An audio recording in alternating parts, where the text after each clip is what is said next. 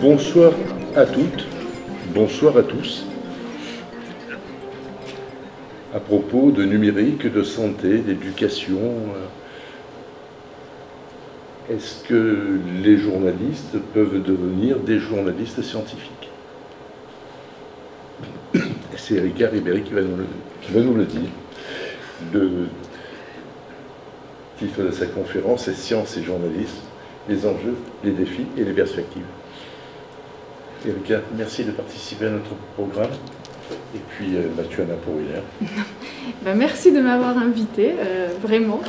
Merci aussi à vous tous et toutes d'être présents. Et effectivement, je vous propose aujourd'hui d'explorer un petit peu les liens qui peuvent unir aujourd'hui science et journalisme, avec de nombreux enjeux, de nombreux défis aussi, et puis quelques perspectives. Je voudrais bien être capable de donner des réponses. Je n'ouvrirai que des perspectives qui, j'espère, pourront aussi ouvrir un dialogue par la suite. Donc simplement pour me situer un petit peu, moi je suis enseignante-chercheuse en sciences de l'information et de la communication, donc à Aix-Marseille Université, et j'enseigne à la faculté des sciences, donc je travaille avec des chercheurs issus de disciplines très variées qui ne sont pas forcément similaires aux miennes. Et puis je suis chercheuse à l'IMSI, qui est donc le laboratoire de sciences de l'information et de la communication d'Aix-Marseille Université. Alors, vous entendez bien? Au fond, ça va? Je parle un peu plus fort. Sinon, un micro. Je vais mettre le micro. Micro, c'est bon.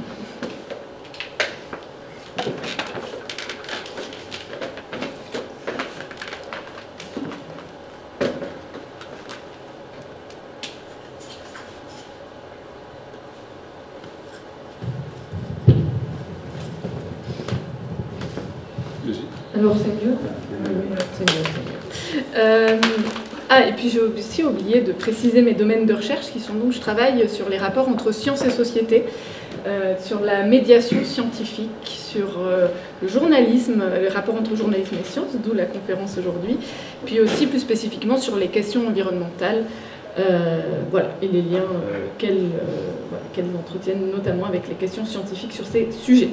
Donc je commence avec ce chiffre, 32%.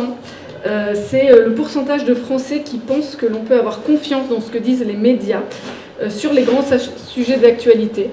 C'est un chiffre qui est issu du 38e édition du baromètre Lacroix-Véran et qui, chaque année, sonde un petit peu la confiance que les Français ont dans les médias. À cela s'ajoutent pour les médias d'information de profonds bouleversements, à savoir Internet en particulier, qui maintenant depuis plusieurs décennies finalement augmente le nombre d'acteurs en capacité de produire et de faire circuler de l'information, ce qui produit, on en entend beaucoup parler, mais beaucoup de désordre informationnel, la prolifération de fausses nouvelles qu'on appelle des fake news, qui vont être amplifiées par exemple par les réseaux sociaux numériques, avec une viralité de l'information, de diffusion de l'information que ces réseaux sociaux permettent. En parallèle, on entend beaucoup de discours qui déplorent une perte de confiance dans la science. Je dis on entend de nombreux discours car cette perte de confiance, en réalité, elle reste à prouver.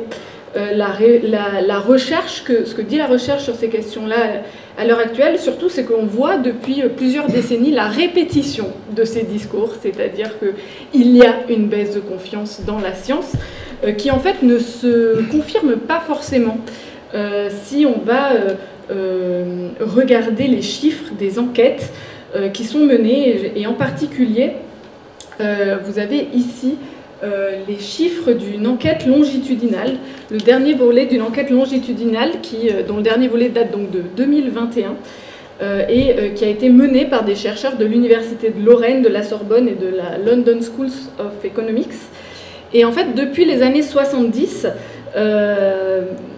ces chercheurs, enfin pas les mêmes du coup, mais il y a une étude longitudinale qui s'intéresse au rapport qu'entretiennent les Français avec la science. Les sciences, et c'est même la plus longue étude longitudinale au monde, Et en fait, ce que montre cette étude de 2021, c'est que le niveau de confiance des Français envers la science reste élevé. Même s'il tend à diminuer légèrement depuis le début du siècle, légèrement, puisque si on regarde en 2020, vous voyez qu'il y a 84% des Français qui affirment avoir très confiance, ou plutôt confiance dans la science, contre 87% en 2011 et 89% en 2007. Donc finalement, en presque 20 ans, on a perdu 5-6%.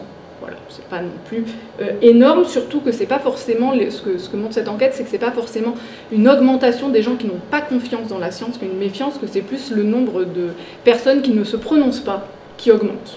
Voilà. Toujours est-il que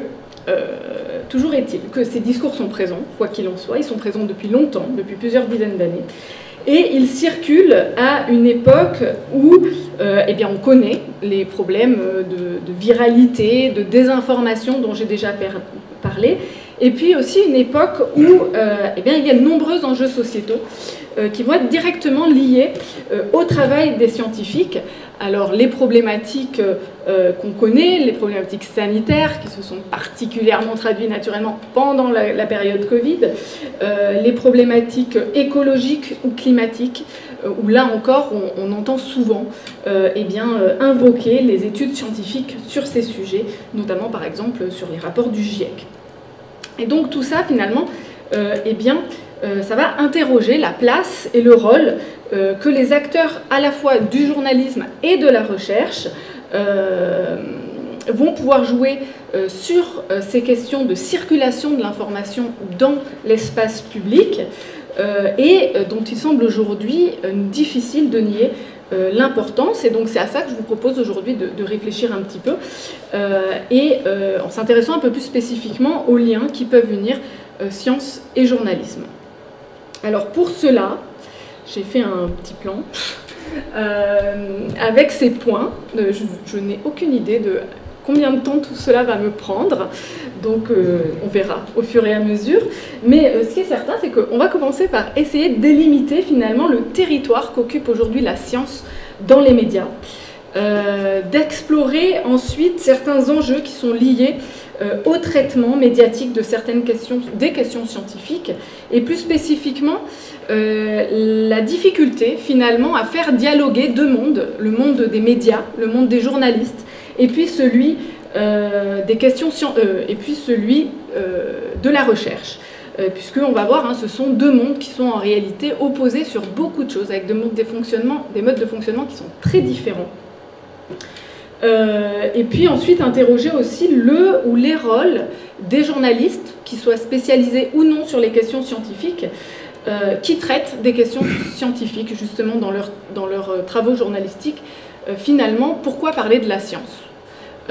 Quel rôle en tant que journaliste quand on traite des questions scientifiques par rapport à des publics, par rapport à des questions sociales, par rapport à des questions démocratiques? Voilà. Pourquoi? Comment? Avec quel objectif? Quelle démarche traiter ces questions-là quand on est journaliste? Enfin, si on a le temps, je l'ai mis si on avait le temps, ou si j'avais pas assez de choses à dire, illustrer justement ces enjeux avec un exemple, un cas qu'on considère assez facilement dans les sciences de l'information et de la communication comme emblématique, paradigmatique finalement, pour interroger les rapports entre science et société aujourd'hui, dans le contexte actuel de ce que l'on appelle le désordre informationnel qui caractérise nos sociétés aujourd'hui, et qui est celui qui a été donné à voir pendant la crise Covid avec le professeur Raoult. Enfin, finira avec quelques perspectives pour ouvrir le dialogue, des pistes de réflexion sur finalement des conditions, une réflexion sur certaines conditions qui seraient possibles d'envisager, voire qui pourraient être nécessaires pour permettre travailler à une meilleure articulation entre les domaines du journalisme et puis les domaines des sciences.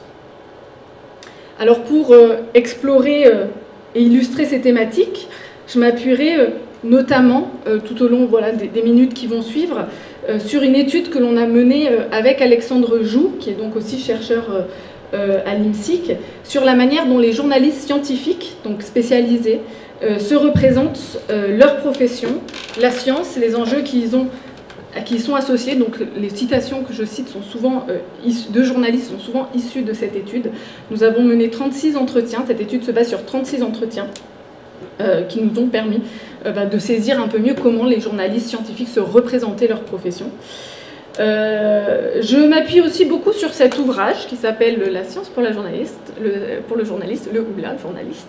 j'en fais la pub un petit peu, qui a été publié en 2023 et qui est coordonné par Alexandre Joux, encore lui, et dont est issu aussi le cas d'étude sur Didier Raoult dont je vais normalement vous parler, et que nous avons mené cette fois-ci avec Pauline Amiel, encore une fois chercheuse à l'IMSIC.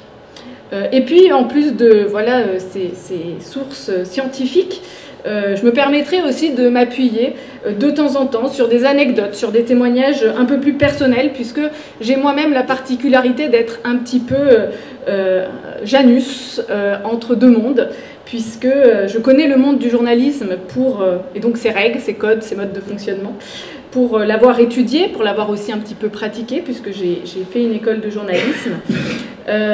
Et puis, je connais aussi le monde de la recherche, puisque là, pour le coup, non seulement j'en fais partie, mais j'ai aussi la particularité que c'est mon objet d'étude. Je travaille notamment, effectivement, sur la communauté scientifique. Et cela sans compter que je travaille, je l'ai déjà dit, aussi dans une faculté des sciences, ce qui me permet d'être en interaction avec beaucoup de chercheurs et de chercheuses qui sont issus de beaucoup de disciplines, que ce soit des sciences naturelles, des sciences exactes ou des sciences humaines et sociales, ce qui fait un joli panel pour essayer d'un peu mieux comprendre toutes ces questions-là. Alors je commence. C'était la science pour le journaliste qui était là. Je commence en essayant de délimiter le territoire finalement qu'occupe aujourd'hui la science dans les médias. Et je commencerai avec cette difficulté finalement à définir ce que l'on appelle le journalisme scientifique, puisqu'il y a une ambiguïté profonde en fait quand on parle de journalisme scientifique, et donc c'est important de se demander au départ, quand on dit journalisme, quand on dit science, journalisme scientifique, traitement médiatique des questions scientifiques, de se demander de quoi finalement est-ce que l'on parle. Et en fait, quand on parle de science dans les médias, de traitement scientifique de l'actualité médiatique, on peut parler de plusieurs choses. On peut parler d'abord de l'actualité générale et politique, par l'importance des sujets qu'il peut aborder. Finalement, le journalisme et le journalisme scientifique va peut être résolument ancré dans des questions qu'on va dire socialement vives. On l'a vu, alors là, clairement, le Covid, c'était l'exemple paradigmatique, mais on le voit aussi sur des controverses scientifiques qui sont beaucoup médiatisées. Par exemple, les enjeux environnementaux, oui, mais par exemple les usages des pesticides, des enjeux sanitaires aussi, etc., où là il y a de vrais enjeux autour des questions scientifiques et de l'actualité. Et en fait, finalement, quand on est dans ces questions-là, le traitement médiatique de l'actualité, des questions scientifiques, il va être très lié à ce qu'on appelle l'agenda setting, l'agenda médiatique. Et donc, c'est le moment où finalement la science, elle va un petit peu s'imposer d'elle-même. Pourquoi ? Parce que l'actualité le veut. Voilà. On pourrait se dire, par exemple, en ce moment, nous avons très chaud. Eh bien, on entend beaucoup parler de changement climatique, qu'est-ce que dit la science sur ces changements climatiques, quels sont les enjeux politiques autour de ces décisions relatives au changement climatique, etc. Deuxième manière finalement dont la science peut se traduire dans le journalisme et peut être traitée, c'est pour faire état plus largement des avancées de la science, en s'intéressant cette fois-ci aux seuls travaux scientifiques, donc beaucoup plus détachés finalement de l'actualité. Et en fait, c'est plutôt cette deuxième approche qui va l'emporter aujourd'hui dans les rédactions, mais aussi, je crois, dans l'imaginaire. Si je dis journalisme scientifique, on va assez facilement, souvent, je pense, pas très scientifique, mais je pense, ça serait intéressant d'aller le vérifier, peut-être par exemple à des magazines comme Science et Vie, de la vulgarisation, etc. Et donc là, on a finalement une approche de ces questions qui est finalement assez peu critique et qui s'inscrit en réalité dans une longue histoire, puisque le journalisme scientifique en tant que tel, il s'est finalement constitué progressivement depuis à peu près la moitié du XXe siècle comme ce que l'on appelle un sous-champ du journalisme, un journalisme spécialisé. Un journalisme spécialisé qui s'est notamment institutionnalisé via l'association des journalistes scientifiques de la presse d'information qui a été créée en 1955. Et finalement, cette histoire, elle a laissé des traces dans la manière dont la science est présente et est traitée dans notre système médiatique. Comment est-ce qu'elle est traitée? J'en suis où? Voilà. D'abord, dans ce que l'on appelle justement le journalisme scientifique. Le journalisme scientifique comme domaine spécialisé et qui, en réalité, même dans la recherche, est assez peu traité. D'où l'intérêt qu'il y avait. Voilà, cet ouvrage, il est né vraiment après la crise, enfin pendant la crise Covid en réalité, avec cette idée que il faut la recherche a à explorer, gagnerait à explorer plus justement ces liens-là, parce qu'elle n'a pas tant fait que ça. Du coup, qu'est-ce qu'on trouve dans ce journalisme scientifique? Plusieurs choses. Déjà, on peut avoir des rubriques spécialisées. On peut avoir des rubriques spécialisées dans des médias comme Le Monde ou Le Figaro, qui ont des rubriques qui traitent des questions scientifiques. On peut aussi avoir des émissions sur des médias plus audiovisuels. Ce sont par exemple, je vais les mettre là, les émissions qu'on peut trouver à la radio comme La Science et QFD, La Terre au carré ou Jamie. C'est pas sorcier, typiquement. Et donc, on a ça. Et puis on a ensuite tout ce qui va être presse magazine.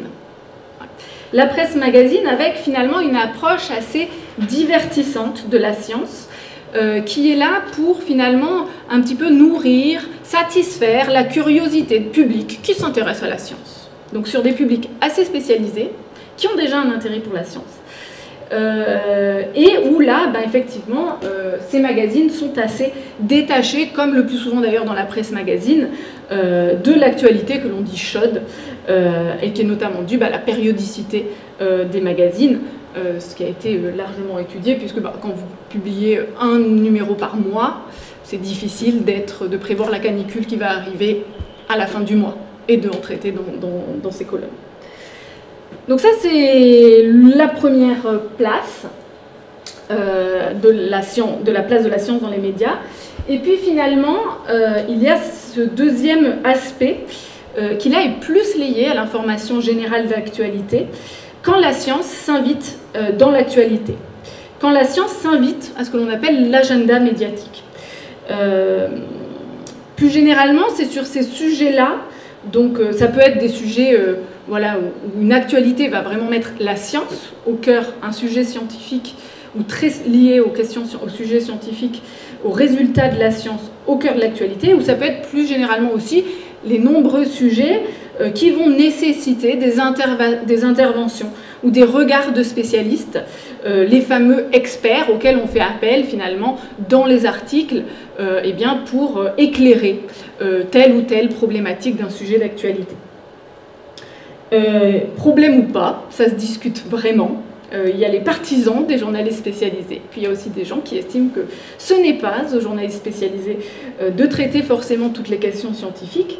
Mais ce qui se passe sur cette information générale, c'est que ce que l'on remarque, c'est qu'en fait, il y a peu, voire presque plus de journalistes scientifiques dans les rédactions d'information générale. Il en reste dans Le Monde et Le Figaro, typiquement, que j'ai souligné. Dans l'étude que l'on a fait, ils sont d'ailleurs souvent avancés un petit peu comme des modèles sur ces questions-là. Et en fait, effectivement, depuis les années 80, où on a eu une période assez faste de recrutement de journalistes scientifiques, il y a eu une réduction d'effectifs qui fait qu'aujourd'hui, finalement, c'est surtout des journalistes non spécialisés qui vont traiter la majeure partie des sujets d'actualité qui sont en lien avec la science. Et là encore, normalement, ça vous sonne sur la période Covid où c'est quelque chose qui a été beaucoup débattu, discuté. Voilà, ce traitement-là. Donc là, typiquement, une citation qui est issue de notre étude avec Alexandre Joux, d'un journaliste scientifique qui affirme « Le journaliste scientifique est un peu à part. Il existe dans les revues spécialisées et magazines, il existe beaucoup moins dans les grands médias. C'est une petite bulle auquel les médias généralistes font appel quand c'est bien et que c'est le mois d'août, mais pas le reste du temps. Et c'est dommage, parce que c'est un traitement qui mérite un sérieux, sans qu'il soit anxiogène, un sérieux, un intérêt quasi quotidiennement, plus que les faits divers. » Donc, cette place finalement un petit peu marginale des journalistes scientifiques, ce que nous on a vu, c'est que finalement les journalistes scientifiques qu'on a interrogés, ils jugeaient grandement insuffisante la place que l'on accordait aux sujets scientifiques et l'importance qu'on donnait aux journalistes spécialisés en sciences, avec des effectifs qu'ils estimaient aussi trop peu nombreux, très insuffisants. Donc un journaliste pas assez considéré ni valorisé à leurs yeux, même si, ce qu'on avait relevé, c'est qu'ils notaient un sentiment quand même d'une meilleure prise en compte, notamment depuis la crise Covid et notamment aussi avec les crises environnementales où ils avaient le sentiment qu'on se rendait de plus en plus compte finalement qu'ils avaient une légitimité et une compétence à faire valoir dans une rédaction qui n'était pas si évidente à acquérir pour n'importe quel journaliste. Voilà. Voilà. Bon, malgré cela, ce que l'on peut dire, et qui reste certainement encore la norme aujourd'hui, c'est que en devenant un journalisme de spécialité, le journalisme scientifique, il a finalement perdu en partie de son importance, celle qui est associée à cette dimension critique, en lien avec l'actualité, pour finalement devenir un journalisme d'experts. Journalisme d'experts, dont il est d'ailleurs intéressant et de noter qu'il est de plus en plus concurrencé aujourd'hui par des nouveaux acteurs qui médiatisent la science, en particulier en ligne, ce que l'on appelle les nouveaux vulgarisateurs. Il y en a 3 d'exemples ici, nouveaux vulgarisateurs qui peuvent être portés par les institutions de recherche même, par exemple...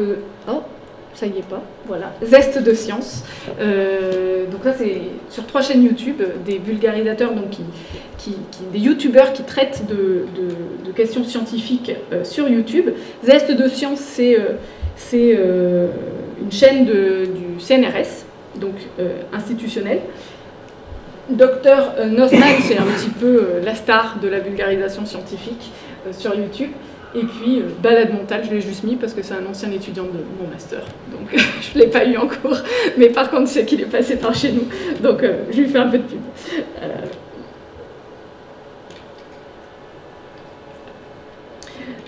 Et donc, finalement, si cette concurrence-là, elle met aussi un petit peu en péril le travail des journalistes scientifiques. Qui se retrouve d'autant plus en concurrence dans un espace médiatique où il est déjà pas mal marginalisé et peu présent, et peu reconnu, selon leur dire. Dans tous les cas, finalement ce territoire que j'ai dessiné à grands traits de la place de la science dans les médias montre qu'effectivement il y a des enjeux aujourd'hui au vu de certaines problématiques sociétales urgentes en lien avec les questions scientifiques, à penser, voire repenser la place du journalisme dans le dialogue entre science et société. Et je vous propose d'en explorer ici plus particulièrement 2. D'abord, le premier enjeu qui est finalement la difficulté à faire dialoguer 2 écosystèmes aux règles, aux modes de fonctionnement et aux réalités qui sont en réalité assez radicalement distinctes, voire opposées. Je regarde où j'en suis sur le PowerPoint. Voilà. Donc voilà, j'aime bien cette citation. Alors c'est un cas d'étude. Donc voilà, donc la première difficulté finalement, d'abord elle est interne. Elle est entre, si on prend assez schématiquement la chaîne qui est source scientifique, médiateur qui est le journaliste et puis public à la fin, si on s'interroge là, on s'intéresse là aux deux premiers éléments de la chaîne. J'aime bien cette citation de François Féron, qui lui pour le coup est un vrai Janus. Pourquoi? Parce qu'il a été journaliste pendant de nombreuses années, notamment à Libération, puis il s'est reconverti et il est aujourd'hui chercheur reconnu en neurobiologie ici à Aix-Marseille Université à l'Institut de neurophysiologie. Et la citation que vous voyez, elle est extraite finalement d'un retour d'expérience qu'il fait dans un chapitre de cet ouvrage. Dans un chapitre de cet ouvrage et dans lequel il revient justement, il occupe une partie importante sur ces différences de fonctionnement entre monde scientifique et puis monde journalistique. Il dit notamment, si j'arrive à la lire, « Passer du monde des journalistes à celui de la recherche, cela revient à faire l'expérience d'Alice lorsqu'elle traverse le miroir. De l'autre côté, tout est identique, mais à l'envers. Tout ou presque. Le temps, l'espace, le faire savoir est sans dessus-dessous. » Je vous propose d'explorer un petit peu plus justement ce monde à l'envers, de rapport au temps, à l'espace et au faire savoir qui en fait différencie radicalement les deux sphères que sont le journalisme et la recherche.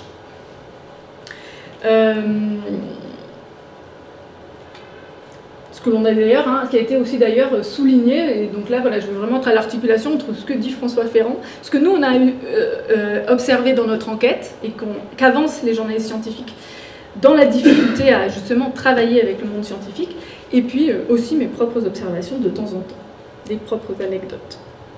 Donc le rapport au temps, d'abord, le rapport au temps, puisqu'on a finalement deux temporalités radicalement opposées, avec un temps de la recherche qui est long, extrêmement long, versus un temps du journalisme qui est extrêmement rapide. Voilà, on parle d'immédiateté journalistique.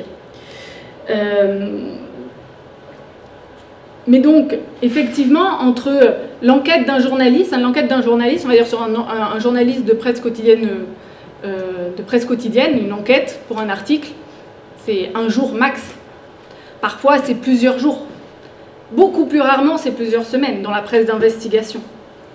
Mais la presse d'investigation, c'est pas la plus majoritaire dans le journalisme. Encore plus rarement, des enquêtes mensuelles qui durent sur plusieurs mois. Mais la norme, c'est plutôt un jour, plusieurs jours. Pour les chercheurs, entre le moment où on va dire « Ah, ça serait intéressant de faire telle étude, posons telle question de recherche, faisons telle hypothèse, demandons des financements, quand il y a besoin de financement, c'est-à-dire la majeure partie du temps, puis faisons tout ce qu'il faut faire, puis ayons des résultats, puis exploitons les résultats, puis écrivons les résultats, puis publions les résultats, puis attendons l'évaluation par les pairs, c'est-à-dire que l'article soit évalué par des pairs, etc. Ben, entre l'idée d'une recherche et puis finalement le moment où les résultats de la recherche sont diffusés, on est souvent sur plusieurs années, littéralement. Donc on passe d'un traitement à 2 jours, 1 jour, très souvent, à plusieurs années. Donc, ben, c'est là où on voit que finalement l'urgence du journaliste, elle n'a rien à voir avec celle du chercheur. Dans l'espace, alors François Féron, il souligne dans son retour d'expérience la différence de réalité quotidienne. Alors je trouve qu'il va un peu vite en disant que le journaliste travaille avec le stylo, carnet, ordinateur, et donc avec beaucoup moins de contraintes que les chercheurs en laboratoire, qui eux ont besoin de beaucoup d'instruments, de travail collectif indépendant. Je dirais juste que je nuance en disant qu'il y a aussi des chercheurs en sciences humaines et que l'imaginaire qui est associé à la recherche scientifique, c'est plus le laboratoire et les instruments très chers et moins nos méthodes d'enquête qui nécessitent moins de choses et qui sont d'ailleurs plus souvent similaires à celles des journalistes, même si déployées différemment. Et puis aussi cette image d'Épinal d'un journaliste qui travaille seul, sans être en interaction avec personne et qui fait sa petite enquête et puis qui travaille tout seul et à la fin publie autre chose. Dans la pratique, c'est rarement comme ça. Donc voilà, je nuance un petit peu, mais il y a quand même cette réalité qui est souvent présente, c'est-à-dire des réalités quotidiennes qui sont assez différentes dans les quotidiens du travail. Encore plus intéressant, le faire savoir. Le faire savoir, c'est quand même deux raisons d'être, à la fois des journalistes et puis des scientifiques. On fait de la recherche pour faire savoir, on traite l'actualité pour faire connaître l'actualité, faire savoir ce qui se passe. D'abord, voir que ce faire savoir, il est en termes de publication, en termes d'information qui va être diffusée, extrêmement différent. François Féron dit, pour un biologiste, ça peut dépendre un peu aussi des disciplines, donc je prends l'exemple que donne François Féron, pour un biologiste, 1 à 4 publications par an. 4 publications, moi je trouve ça beaucoup. Mais donc 1 à 4, disons. 4, on est super fort. Voilà. Où on co-signe beaucoup. Aussi. Mais voilà, comparé à finalement le travail, si on prend un journaliste de presse quotidienne, chaque année, c'est des centaines d'articles qui sont publiés. Donc là aussi, on est dans des réalités différentes aussi en termes d'espace disponible, et ça je pense que c'est vraiment une grosse différence. Les chercheurs, alors certes, chercheurs-chercheuses, on est souvent limités. On n'a pas le droit de faire tout à fait ce qu'on veut en termes de longueur, mais quand même, les articles scientifiques sont relativement longs et permettent de développer quand même la pensée, d'aller dans le détail. Voilà. Par exemple, moi je dirais dans les disciplines, c'est souvent entre 35 et 50 000 signes. Alors, je ne sais pas si vous voyez ce que ça fait 35-50 000 signes, mais je vais vous faire la comparaison après avec le journaliste et vous allez comprendre. Le journaliste, lui, c'est des articles beaucoup plus courts. Et donc, où on va dire, donc dans la presse gratuite, les 20 minutes, etc., c'est max 1800 signes. C'est ça, je regarde, j'ai demandé l'info tout à l'heure. Donc, max 1800 signes. Donc, on passe de 35 000 à 50 000, et puis on demande à quelqu'un de traiter un sujet, 1800 signes. Nous, on en a 35 à 50 000. Dans la presse, voilà, pas la presse gratuite, où on a souvent quand même des papiers un peu plus longs, on va dire que c'est max, voilà, ça va être entre 3 000 et 6 000, grand max, plutôt 5 000. Donc là encore, on ne peut pas dire la même chose en 4 000 signes et en 45 000. Voilà. Donc, faire savoir qui est radicalement différent. Le journaliste, il est finalement obligé de sélectionner. Et moi, je pense que là, il y a vraiment un cœur sur l'incompréhension de beaucoup de scientifiques face aux journalistes. On ne peut pas tout écrire en tant que journaliste. Il faut sélectionner, et puis il faut aussi angler, c'est-à-dire finalement choisir une porte d'entrée vers le sujet qui ne permet pas de tout traiter. Autre différence dans le faire savoir, encore plus fondamentale, au moins aussi fondamentale, je dirais, avec beaucoup d'enjeux, c'est finalement le public à qui les journalistes et les chercheurs s'adressent. Les chercheurs et les chercheuses, quand on communique, la majeure partie du temps, on nous engage beaucoup à communiquer en dehors de notre cercle de pairs, mais en majorité, c'est vrai que quand on écrit, en particulier des articles scientifiques, c'est pour communiquer entre pairs dans sa propre communauté, donc avec des gens qui se connaissent et qui utilisent les mêmes codes, qui utilisent le même vocabulaire. Très spécialisé, pour ne pas dire parfois jargonneux, avec une rigueur, une recherche de rigueur, de précision et aussi de transparence dans l'écriture, avec beaucoup d'explicitation des biais qui peuvent venir biaiser la recherche, justement, etc. Beaucoup de citations des sources. Citation des sources, pourquoi? Pour s'inscrire d'abord dans un cadre théorique, pour s'inscrire dans une école de pensée d'autres chercheurs, dans une lignée de travaux scientifiques. Citation des sources aussi, pourquoi? Pour permettre au chercheur ou à la chercheuse d'assurer la gageure scientifique de son travail. J'écris pas ce que je veux, voilà, je m'appuie sur d'autres chercheurs dont le travail a nourri le mien. Et puis, naturellement, se prémunir absolument, à tout prix, du plagiat. Rendre à César ce qui est à César, c'est ce que j'essaye désespérément d'expliquer à mes étudiants. C'est pas grave de lire autre chose, mais s'il vous plaît, juste dites-le. Voilà. Et on vous dira bravo en plus d'être allé voir autre chose. Donc voilà.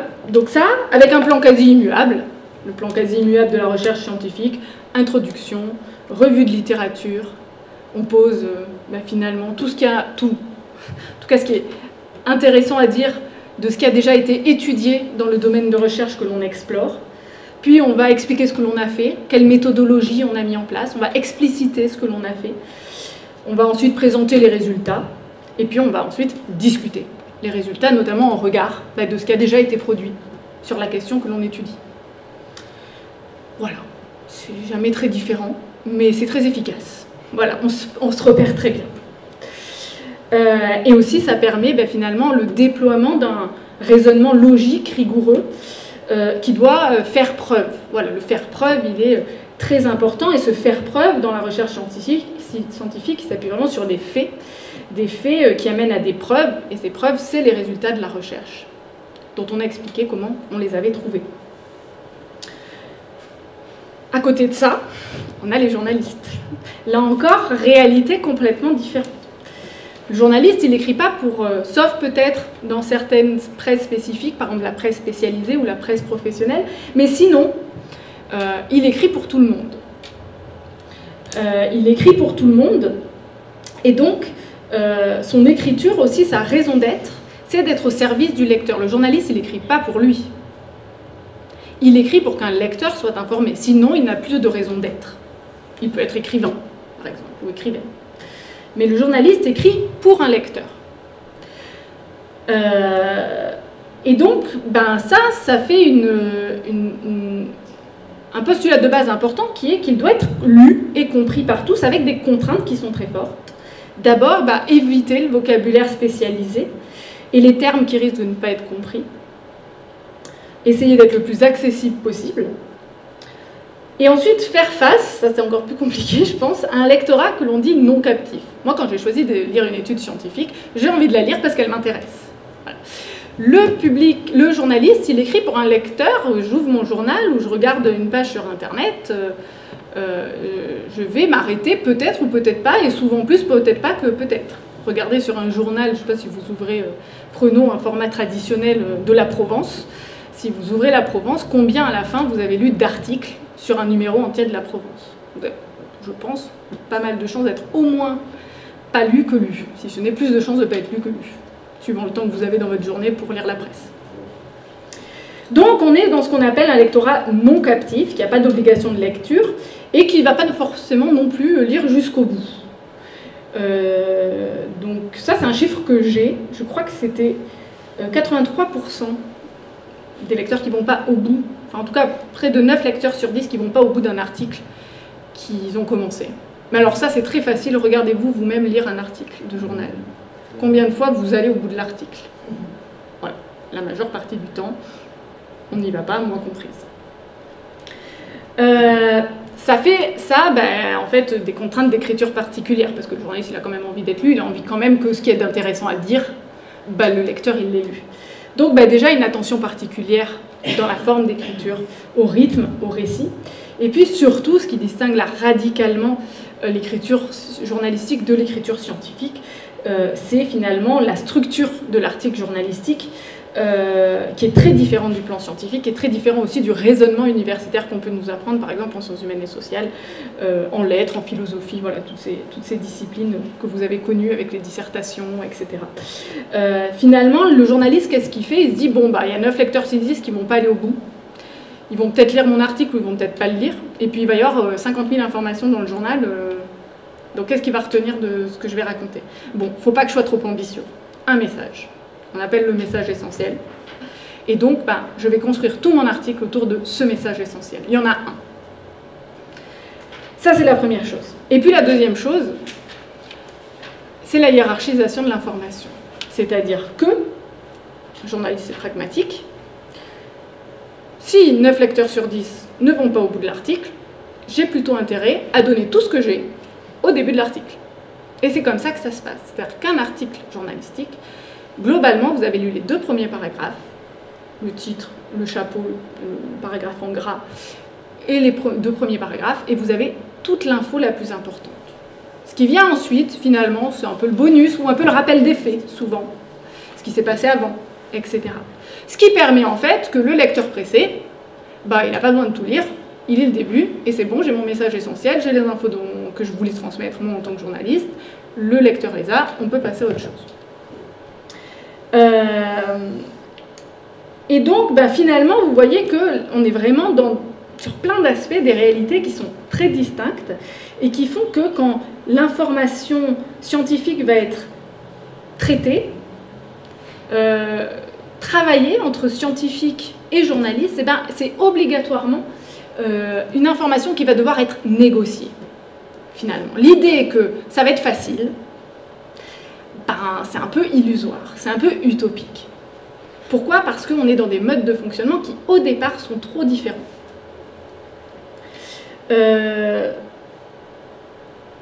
Mais encore, il faut avoir conscience de ça. Il faut avoir conscience de ces différences-là. C'est peut-être là aussi un point important dans les enjeux, les défis, aujourd'hui, sur la question du traitement médiatique des questions scientifiques. Eh bien, où est-ce que j'en suis? Non, j'en suis pas encore là. Eh bien, c'est finalement savoir... Ah oui, non, c'était là. Savoir que, eh bien, il existe ces différences, qu'on n'est pas dans les mêmes modes de fonctionnement. Et finalement, ce que l'on observe aussi, c'est que il y a beaucoup de... Enfin, ce que l'on observe aussi. Ce que moi, j'observe beaucoup en tant que chercheuse en sciences de l'information et communication, ancienne journaliste, qui est en interaction avec beaucoup de scientifiques, beaucoup de chercheurs, et que les journalistes ne sont pas très aimés des chercheurs. Ils sont très critiqués. Le journaliste, il fait jamais bien son travail. Il ne rend jamais l'information scientifique comme il aurait dû la rendre. Il n'est jamais assez précis. Il déforme toujours l'information. Je caricature un peu, naturellement, mais c'est des discours que j'entends beaucoup. Et ces discours qui ont aussi été rapportés dans les entretiens que l'on a fait dans le cadre de l'enquête avec Alexandre Joux.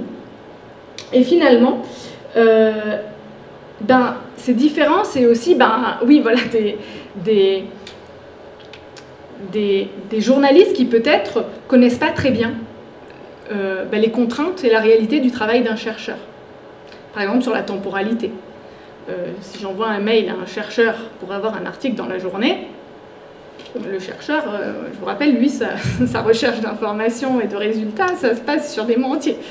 Donc la notion d'urgence, elle est beaucoup plus difficile à saisir pour un chercheur que c'est dans le jour et pas dans la semaine que le journaliste il attend sa réponse. Et finalement, ces critiques et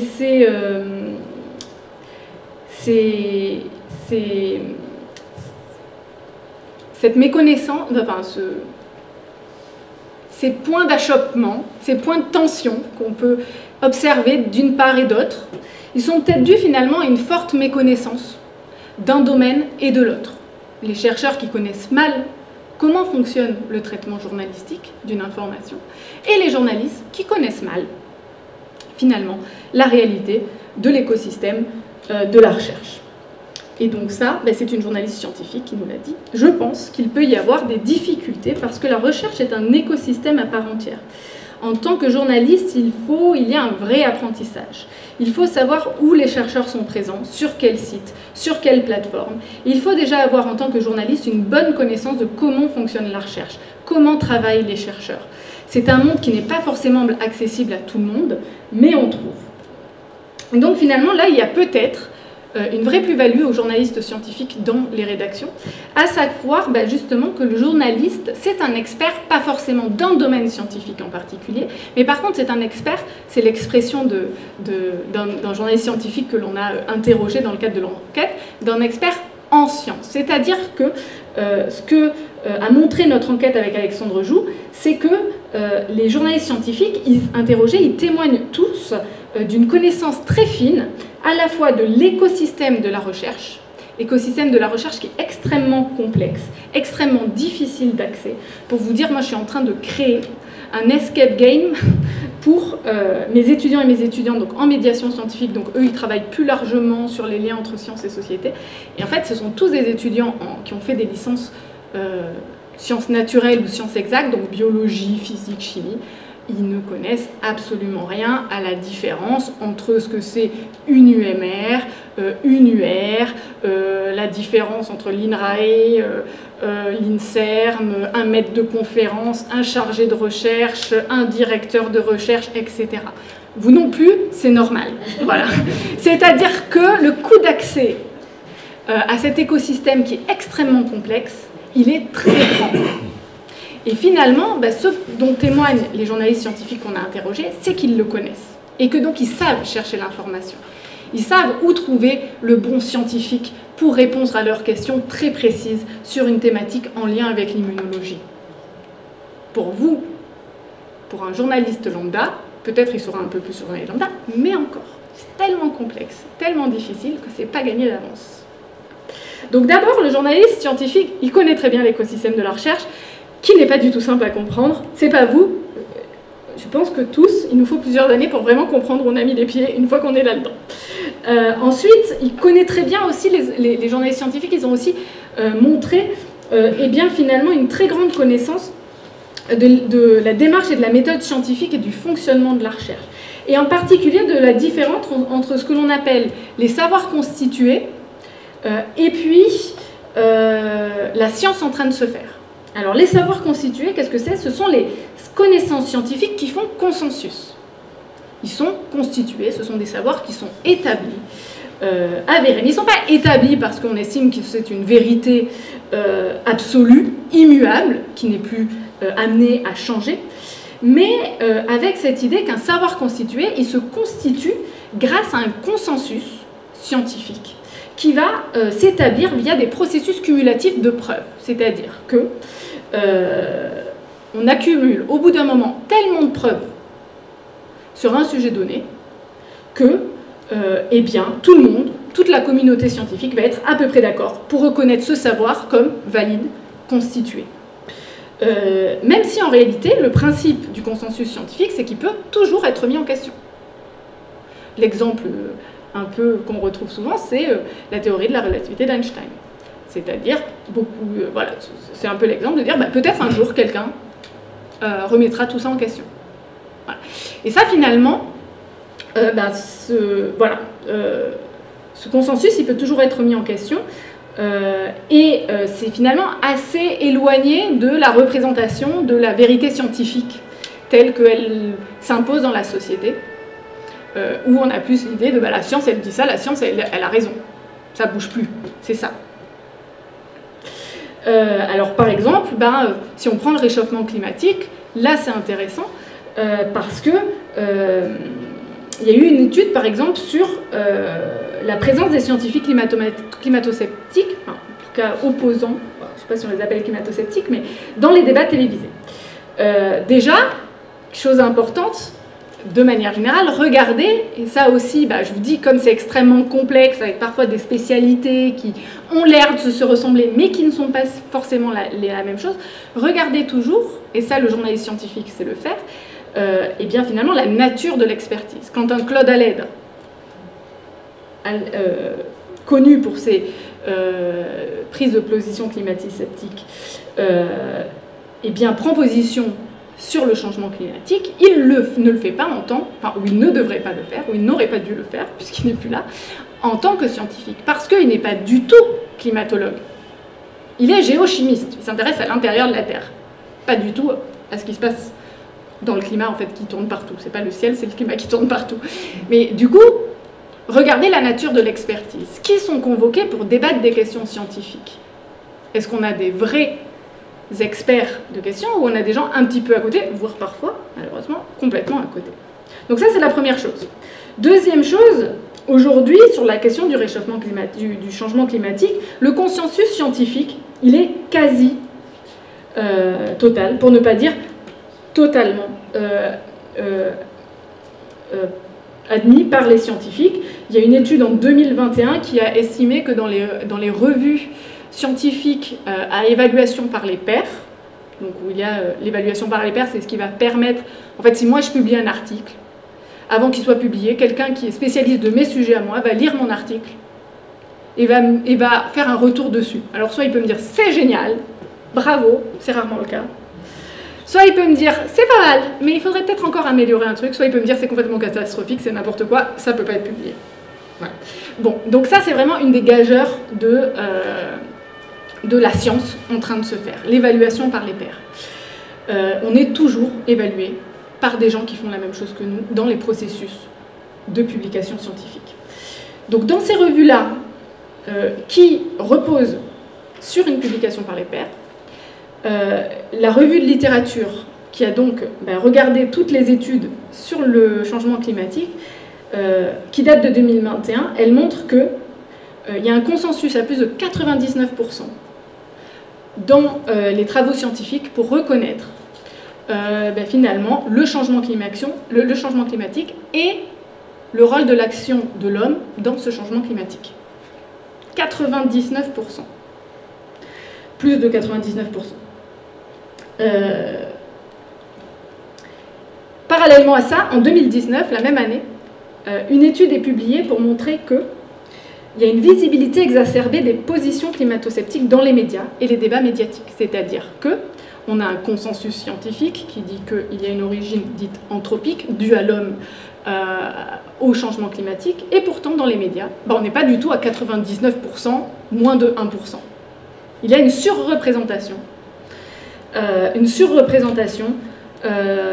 des positions qui n'attribuent pas une origine humaine au changement climatique, voire qui le nie. On peut se dire les journalistes font n'importe quoi. On peut se dire ça. Ou on peut se dire comment apprend à travailler le journaliste.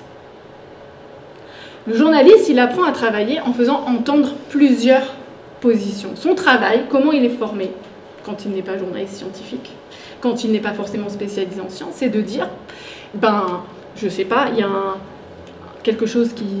Voilà, la réforme des retraites, je ne vais pas aller voir juste celui qui m'intéresse. Je suis censée aller voir un, puis faire entendre celui d'à côté, puis potentiellement aller voir, je ne sais pas, un politologue qui va me donner, ou un économiste qui va me donner des apports sur ces questions-là. Et puis je vais essayer de donner à voir à mon lecteur cette pluralité, finalement, de voix, de positions sur un sujet. Donc, est-ce que le journaliste, est-ce que cette surreprésentation des climato-sceptiques, c'est une vraie question, je n'en sais rien, je n'ai pas la réponse, mais à quoi est-elle due? Est-ce qu'au fait que les journalistes sont un peu climato-sceptiques, et donc ils ont envie de faire plus entendre la voix des climato-sceptiques, ou est-ce que c'est que dans leur manière de fonctionner, ils ont appris à travailler en disant je ne peux pas juste faire venir le mec qui dit que le changement climatique c'est d'origine anthropique. Il faut aussi que je fasse entendre l'autre parole. J'en sais rien, ces études datent de 2019. Faudrait étudier, recommencer là l'étude, elle commence à dater en 6 ans de temps, beaucoup de choses changent dans le journalisme. Mais en tout cas, c'est un exemple, je pense, qui est intéressant pour s'interroger. Là encore, je n'ai pas la réponse de ce qui se passe dans la tête des journalistes pour expliquer pourquoi il y a cette surreprésentation. Par contre, réfléchir à comment travaille un journaliste et finalement se dire que c'est peut-être pas totalement dû à une volonté de maltraiter un sujet, ça peut être une piste de réflexion que je pose là comme ça. Et donc ça finalement, le journaliste scientifique, lui, le consensus scientifique, il connaît. Il sait que quand 99% des gens, plus de 99% des gens disent que c'est d'origine anthropique, due à l'être humain, on peut donner peu de chambre d'écho aux positions climato-sceptiques. Et finalement, c'est cette connaissance, cette capacité à se repérer, à se mouvoir dans l'écosystème complexe de la recherche, qui peut justifier, là encore, complètement cette nécessité du journalisme scientifique dans les rédactions, même les plus généralistes. Dernier exemple d'incompréhension entre journalistes et scientifiques que dépasse le scientifique, c'est le rapport aux sources.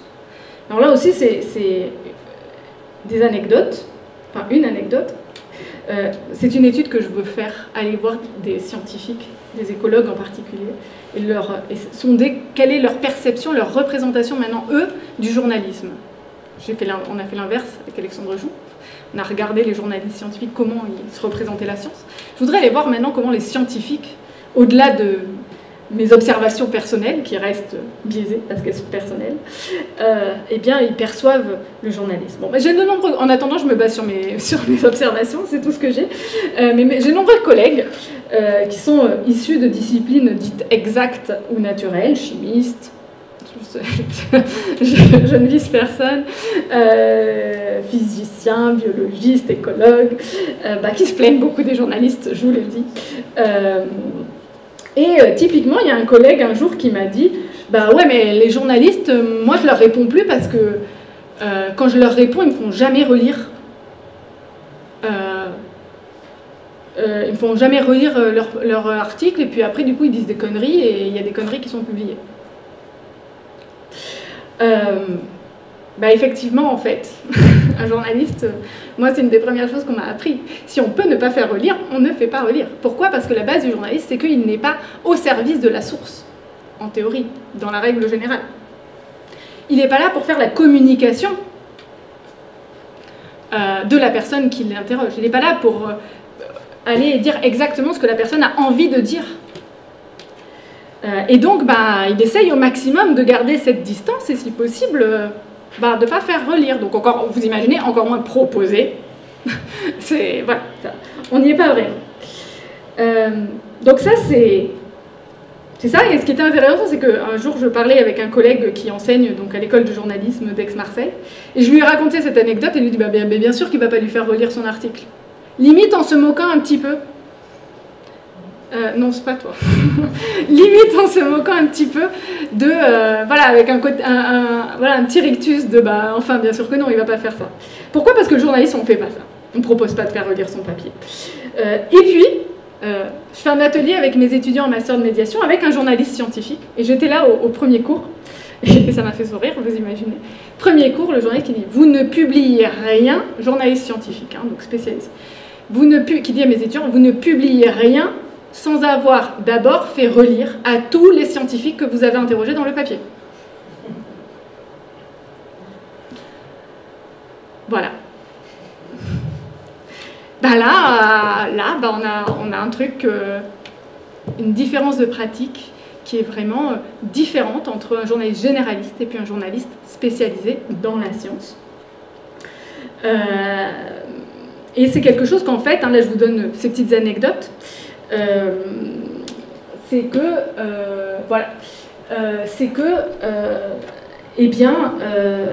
on le retrouve complètement dans les entretiens que l'on a fait avec Alexandre Joux. Donc là, par exemple, tous les journalistes ne le font pas, mais moi je fais relire toutes les informations scientifiques aux chercheurs pour qu'ils me disent si c'est juste. Car parfois, quand on vulgarise trop, il suffit d'un mot, d'une tournure de phrase pour ce qui nous semble juste ne soit plus juste du tout. C'est donc très important d'inclure les chercheurs dans le processus. On n'a pas la science infuse, on n'est pas des experts sur les sujets. Et il y a même un journaliste scientifique interrogé qui m'a dit naturellement, si j'écris un papier et que je vais voir Marine Le Pen, je ne vais pas lui faire relire le papier. Jamais. Mais l'information scientifique, elle a un statut particulier. Elle est tellement experte et elle est tellement facilement déformable, tellement précise, tellement rigoureuse que quand c'est des scientifiques, je n'ai pas la même pratique. Donc voilà, donc ça c'est la raison. Finalement, une volonté de presque une humilité des journalistes scientifiques face à l'information scientifique, et en même temps qui peut être interrogée, parce que ça pose la question du rapport à la source. Et aussi, ce qu'on voit, c'est une forte, et qui est presque assumée, mais un rapport de dépendance des journalistes scientifiques à la source qu'ils interrogent.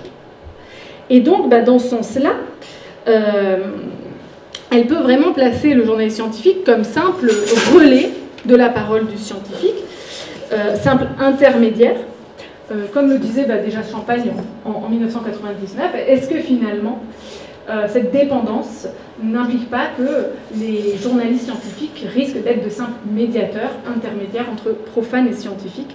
Et donc, rapidement, c'est ce que je vais explorer un petit peu dans la dernière partie. Je n'aurai pas le temps de faire Raoult, voilà. parce que ça pose plus largement la question du rôle social, du rôle démocratique du journalisme scientifique. Quand je traite la question scientifique, pourquoi je le fais? Avec quel positionnement en tant que journaliste? Et bien finalement, le journalisme scientifique tel qu'il s'est imposé, dont on a parlé via les magazines, les rubriques, etc., c'est vraiment un rôle de vulgarisateur, d'abord, qu'il a endossé, le journaliste scientifique, avec cette théorie du troisième homme, je vais un peu vite, mais où finalement les journalistes, le journaliste scientifique en particulier, fait le lien entre la science et la société, mais science et société qui sont pensées comme deux mondes distincts, avec leurs règles, leurs modes de fonctionnement, etc. Et donc finalement, le journaliste, dans ce modèle, un petit peu, c'est un passeur, un facilitateur d'information. Il fait passer l'information, c'est un peu quelque sorte la courroie de distribution, sans qui, finalement, l'information scientifique n'arriverait jamais à la société. Et donc, le journaliste scientifique, c'est un vulgarisateur qui instruit, et qui instruit un public qui est supposé ignorant de l'information scientifique, en déficit de connaissances. Et c'est pour ça qu'on appelle ce modèle-là aussi le modèle du déficit, le déficit modèle. Et ce modèle, il a été largement interrogé, critiqué, remis en question ces dernières décennies. Oui, c'est pas encore là, mais je le laisse. Pourquoi? Parce qu'au mieux, on a critiqué en disant, en fait, c'est un peu une approche divertissante des sciences qui va nourrir l'intérêt de gens qui s'y intéressent, mais ça ne va pas bien plus loin que ça, finalement. Est-ce que la science n'a que cette place-là dans la société? Et au pire, les critiques, c'est que ça peut être aussi finalement vu comme un journalisme qui est au service de ce qu'on appelle la big science, la big science, c'est-à-dire la science officielle, légitime, celle des experts. Et c'est souvent comme ça qu'elle est d'ailleurs mobilisée. On fait appel à l'expert pour avoir un petit peu la vérité, et qui va justement derrière aussi légitimer certaines décisions politiques, notamment sur des grands sujets comme l'énergie nucléaire, comme les risques liés à certaines problématiques, je ne sais pas, les inondations, les risques incendies, etc., etc. Et donc, ça interroge là très fortement l'indépendance du journalisme par rapport à ces questions-là, et la dimension critique que peut avoir le journaliste. Autre aspect qui a été largement remis en question et qui met à mal ce modèle du déficit public, finalement, c'est l'idée que la science et la société sont deux sphères distinctes. Des espaces, des domaines distincts, disjoints, distincts, et que finalement la science et ses savoirs, ils sont valables parce qu'ils sont objectifs, parce qu'ils sont neutres, parce qu'ils sont détachés finalement de la subjectivité qui règne dans la société. Ça, c'est quelque chose qui a été très largement remis en question depuis au moins les années 70 avec le travail de la sociologie des sciences, avec des sociologues très connus en France comme Latour ou Calon, vous connaissez peut-être, et qui se sont interrogés justement à ne pas prendre les savoirs, à ne pas étudier finalement l'histoire des sciences et des savoirs qui sont acquis, mais plutôt les sciences en train de se faire, la science qui disent chaude des laboratoires, c'est-à-dire la science qui est en train de se faire, celle qu'on ne voit pas parce qu'elle disparaît complètement une fois que c'est publié. Et finalement, ce qu'ils ont montré, ces sociologues de sciences, c'est que la science n'est pas du tout naturellement en dehors de la société. Elle en fait complètement partie et elle est elle aussi complètement traversée par des enjeux qui sont politiques, qui sont économiques, etc., sociaux, comme n'importe quel autre domaine de la société. Et donc, les sociologues de sciences, c'est pour ça qu'ils sont notamment intéressés beaucoup aux controverses. Parce que c'est considéré la controverse scientifique et la controverse sociale qui peut en être comme finalement un espace où on peut facilement rendre visibles ces dissensions, ces différentes manières de faire, ces différents positionnements sur un même sujet. Et donc voilà. Le problème aussi, c'est que si la science elle est sociale de toutes parts, l'idée que le lien entre science et société, il peut être vu comme une sorte de lien assez fonctionnel entre la science d'un côté et la société de l'autre, ça ne marche plus du tout. Si la science fait partie de la société, ce modèle du déficit, il tombe complètement. Et donc, l'idée que le rôle du journaliste scientifique, c'est d'être un passeur de savoir, là aussi, ça ne marche plus, ou plus uniquement.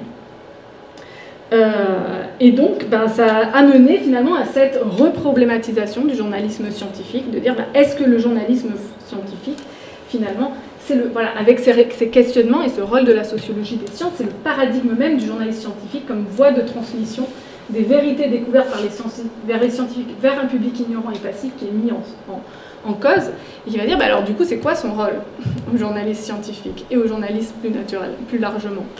Et donc voilà, dans un numéro de revue de 2012, les auteurs s'interrogeaient sur est-ce que finalement le journaliste scientifique c'est un observateur neutre, un médiateur, un critique, un vulgarisateur, un éducateur, voire un promoteur de la science. Comment le journalisme scientifique peut présenter les controverses et les incertitudes scientifiques ou encore les risques sociaux, sanitaires ou environnementaux. Et donc finalement, moi je vous propose ça. C'était mon idée de l'après-midi en préparant cette conférence, donc ça a toutes les limites que ça a. Mais je réfléchissais parce que j'ai lu plein de choses et plein de gens avaient plein d'idées et c'était compliqué de faire tenir ça rapidement, donc j'ai essayé de synthétiser et j'ai trouvé ça. Voilà. Avec 3 rôles possibles, peut-être, des journalistes scientifiques. Et pour ça, je m'appuie sur 2 auteurs, 2 textes. Un de la sociologie des sciences, Michel Callon, qui a finalement pensé, c'est un texte qui est vraiment fondateur dans la sociologie des sciences, pour penser les modèles de rapport entre sciences et société. Le premier, donc il a identifié 3 régimes de rapport, vous allez voir que je me base un peu dessus, entre sciences et société.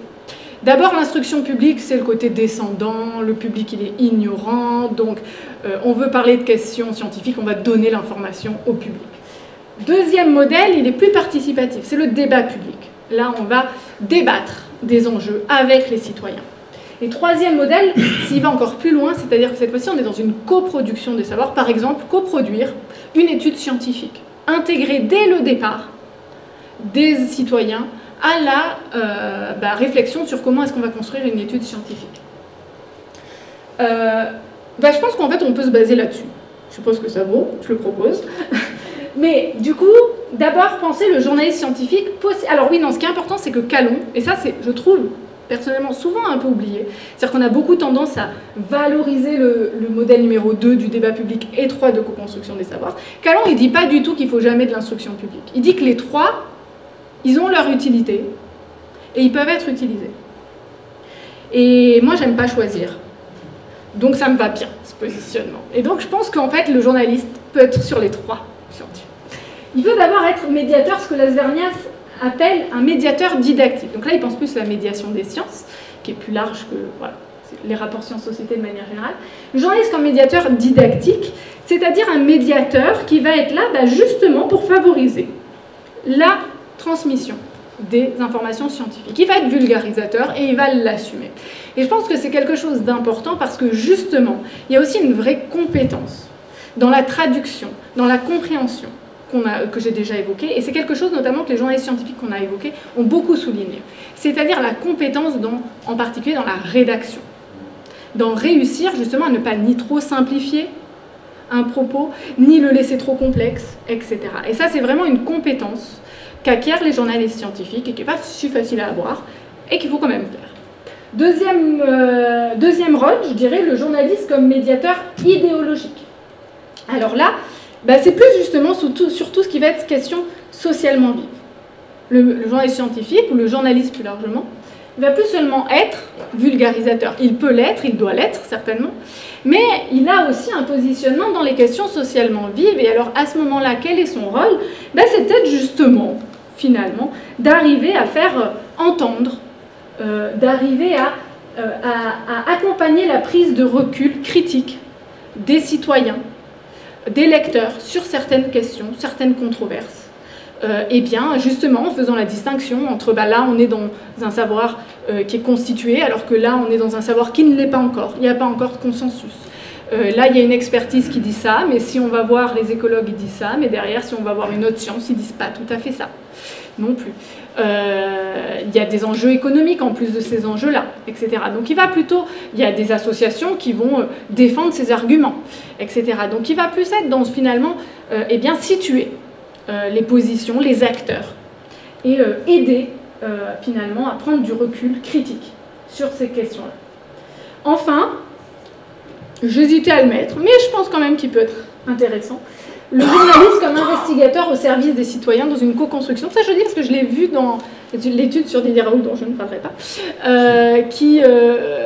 où il y avait, pendant le Covid, typiquement, beaucoup de tout ce qui est fact-checking, justement. Et donc, un petit peu, on a dit, l'agenda setting, c'est-à-dire les médias, ils sont considérés historiquement un petit peu, pas un petit peu, complètement.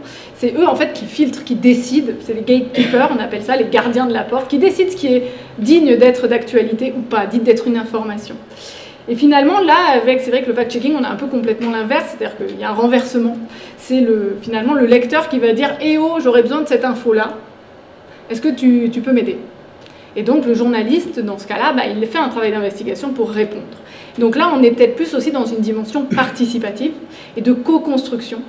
On voit aussi certains journalistes qui peuvent demander leur avis à leurs lecteurs sur les sujets qu'ils voudraient voir traités ou pas. Donc on est plus dans un journalisme proche du service, mais ça existe aussi, et ça s'interroge.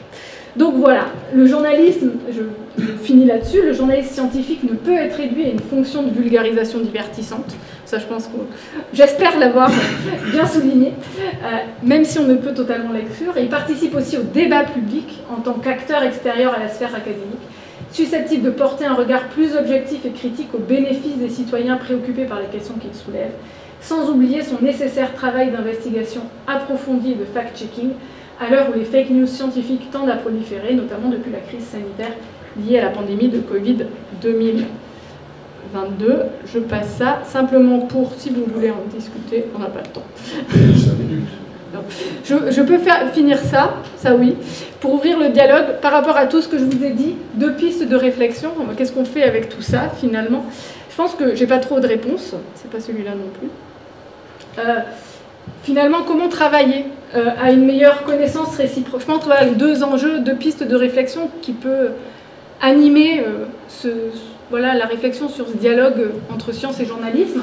C'est comment travailler à une meilleure connaissance réciproque, finalement, des acteurs du journalisme et de la recherche. D'abord, dans les formations, par exemple, de journalisme, si on prend le SJ Lille, l'école de journalisme de Lille, ils ont récemment intégré, déjà ils ont renforcé, intégré des enseignements de culture scientifique dans le master général de journalisme. Et puis ils ont aussi finalement transformé leur master journalisme scientifique. Il y en a très peu en France. Le plus connu, le plus reconnu, c'est celui de l'école de Lille, supérieure de Lille. Et en fait, finalement, alors que c'était un petit peu quelque chose pensé comme à côté, ils l'ont réintégré depuis 2022 au master général de journalisme, et ça devient une spécialisation parmi 5 spécialisations, donc au même titre que les autres spécialisations. Et ce qui montre finalement un déplacement de la manière dont en tout cas, la formation a été pensée, la science dans la formation a été pensée. On voit aussi beaucoup de formations. Il y a la question des journalistes généralistes. Souvent, ce n'est pas trop des personnes issues de sciences exactes, de sciences naturelles. Donc il y a cette question-là, de comment est-ce que finalement, est-ce qu'on forme? Là aussi, il y a des pour des contre, je passe un peu vite. Mais il y a la question, la directrice d'une école de journalisme qui certainement doit avoir un avis là-dessus. Et puis, il y a aussi des nouvelles formations qui naissent, alors en particulier sur les questions environnementales, avec beaucoup de place qui est donnée à l'information scientifique pour justement, notamment armer des journalistes. Par exemple, c'est le master climat et médias de l'université Paris-Saclay, qui est en formation continue, mais aussi initiale, mais aussi continue, et qui s'adresse notamment pas mal à des journalistes en poste qui veulent finalement s'armer pour mieux traiter les questions environnementales. Voilà. Du côté des chercheurs aussi, on ne les oublie pas, il faut toujours un côté et l'autre.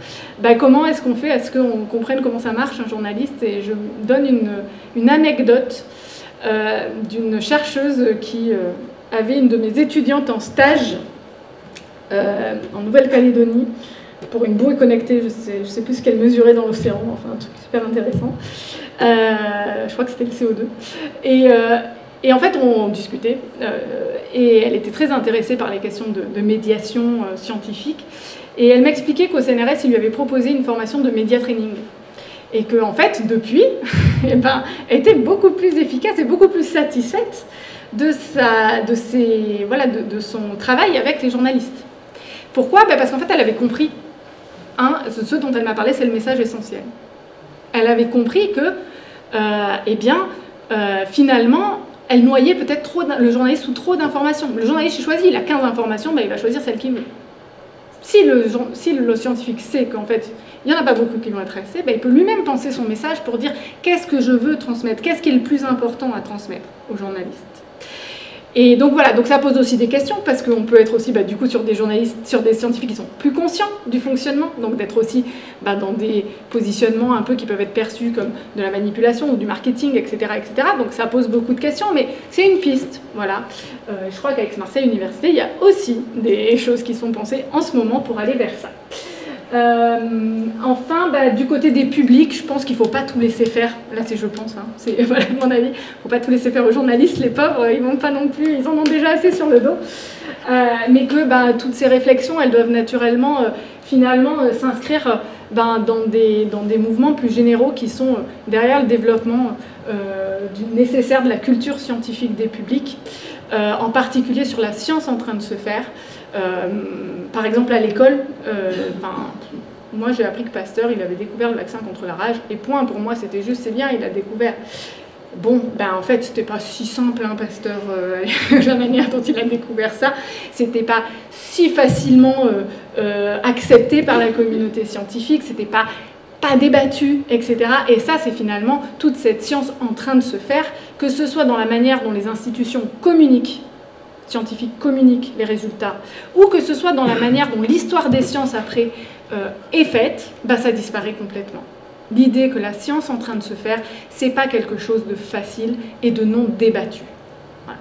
Donc il y a peut-être un travail, continuer à faire là-dessus. Et puis, naturellement, en parallèle, l'éducation aux médias. Comprendre le rôle du journaliste, comprendre le travail du journaliste, sa plus-value, ses caractéristiques par rapport à d'autres acteurs de l'information, notamment dans des paysages qui sont complètement bouleversés, et de comprendre ce que sont les contraintes, ce qu'est la démarche journalistique, sans être dans une idéalisation, mais par contre, aller éduquer aux médias et au travail journalistique. Parallèlement, peut-être qu'on peut réussir à aller vers quelque chose qui s'améliore. Je m'arrête là et je vous remercie de votre attention.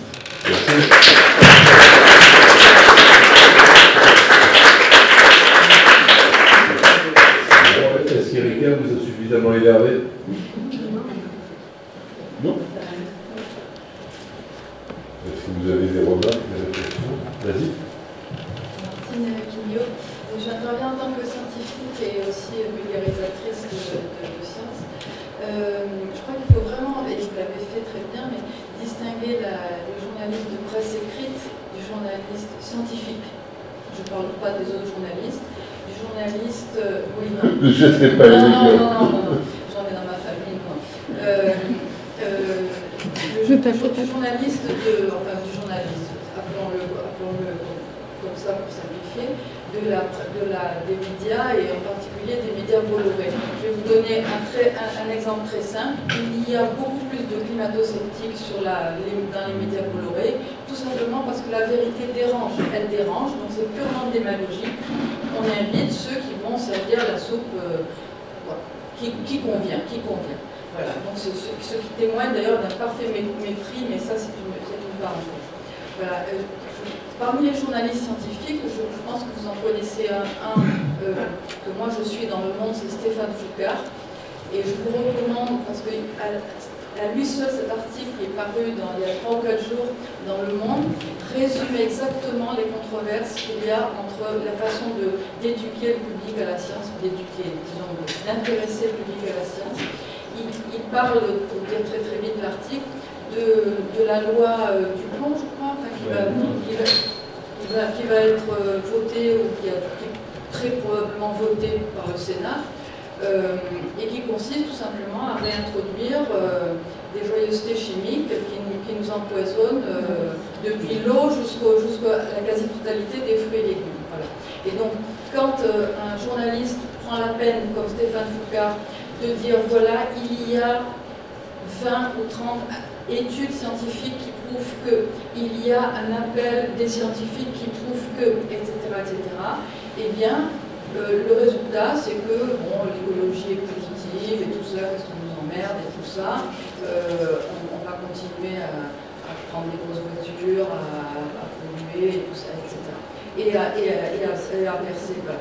Donc, je m'arrête là, mais je vous dis, voilà, la distinction entre le journaliste qui a tout son temps et pas, il ne travaille pas, je pense, Foucault sur un jour ou deux, il a tout son temps et il pond un article qui se lit en, je sais pas, il dit 10 minutes, alors que la pseudo-science qui est servie sur les plateaux de télé Bolloré, Merci Martine. Il faut la prendre telle quelle. Qui d'autre? Oui, d'ailleurs, ils ont été sanctionnés, CNews, je crois l'année dernière ou il y a 2 ans, parce que justement, ils ont invité un climato-sceptique sans contradiction. Donc, le mal est fait. Merci. Merci pour toutes ces informations. En fait, on a eu beaucoup d'informations sur le job de journaliste, le job de chercheur et des problématiques de chacun.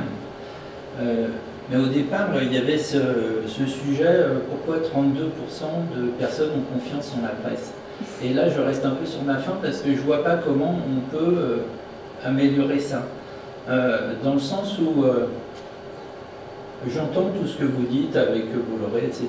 Mais ce qui est dommage, c'est qu'aujourd'hui, on a l'impression qu'il y a un clivage de la population. On est soit d'accord avec la doxa, soit en contradiction et on est catalogué de climato-sceptiques ou de complotistes, etc. Et il n'y a pas une réelle écoute de part et d'autre. C'est ça qui est dommage. Et je pense que ça peut être une piste d'avoir peut-être un peu plus de respect pour les gens qui ont des idées différentes. Voilà. Notamment sur le sujet du climato-sceptisme. Des fois, dans les mots, il y a une nuance. C'est-à-dire qu'on dit vous contestez le réchauffement. Non, les gens ne contestent pas le réchauffement. On dit qu'il y a plutôt un dérèglement. Dans les mots, des fois, il y a une grande différence. Et les experts eux-mêmes pensent plutôt qu'il y a un dérèglement. Parce que, voilà. Et sur la notion du vaccin, c'était la même chose. Mais bon. Oui, après, c'est vrai que je prenais ce chiffre un peu comme accroche pour montrer, interroger que, enfin, quand même, le journalisme reste un acteur majeur de la médiatisation des sciences et que, effectivement, il est lui-même en crise. Donc, en fait, on a entre les discours qui disent qu'il y a de la défiance envers la science, qui se confirment pas tant dans les enquêtes, et cette méfiance, ça fait un double enjeu finalement. Et c'est pour ça que je finis non seulement sur le développement de la culture scientifique, mais aussi sur le développement de l'éducation aux médias. Alors, est-ce que ça réglera tout le problème? Non. Mais par contre, effectivement, il y a une vraie réflexion à avoir sur le rôle du journaliste dans la société, à mon sens, en ne le balayant pas trop vite. Une amie m'a dit un jour que, ok, plus de journalisme, mais qu'est-ce qu'on met à la place? Et pour l'instant, on n'a pas trouvé mieux. Voilà, elle est juste derrière. Mais c'est elle, donc je lui rends. Mais voilà, qu'est-ce qu'on a à la place du journaliste pour informer avec ses règles, sa déontologie? Juste avant, il y avait les colporteurs, donc deux marchands qui passaient de village en village. C'était eux qui apportaient l'information. C'était il y a longtemps. Maintenant, il y a les réseaux sociaux, mais on voit la limite aussi. J'ai une question. Merci et bravo pour votre présentation. La question, c'est en partant du mode de financement des thèses dans le monde médical qui sont plutôt faites par des labos, donc avec des incidences. Ma question, c'est au niveau des financements, vous parliez des financements pour les journalistes scientifiques, quelle est la répartition entre fonds publics et fonds privés pour financer ces travaux? Quels travaux? Sur le journal? Vous disiez que les journalistes scientifiques cherchaient des fonds pour avoir une idée, chercher des fonds pour... Non, ça c'est le chercheur. Ouais.